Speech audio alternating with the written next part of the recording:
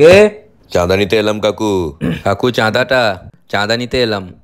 কেউ বাড়িতে নেই। আরে আপনি তো আছেন। না কাকু, আপনার সাথেই দেখা করতে এলাম। আমিও বাড়িতে নেই।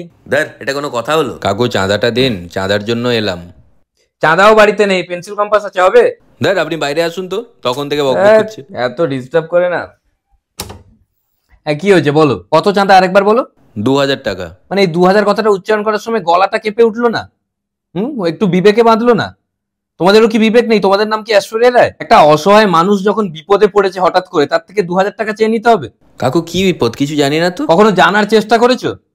প্রত্যেক বছর তো চাঁদা নিতে চলে এসো, কখনো জানতে চেয়েছো যে আমি কি বিপদে আছি না আছি? ও আচ্ছা, সরি কাকু, কাকু অ্যাকচুয়ালি কি হয়েছে আবার বলুন এই তো, বিপদে কেউ আমার কাছ থেকে জানতে চাইনি যে আমি কোন বিপদে আছি। কেউ জানে না, এমনকি আমিও না। আবার যদি বিপদ না থাকতো আমাকে কি বলতে হতো? আপনি তো লাস্ট 10 বছর ধরে বিপদে আছেন।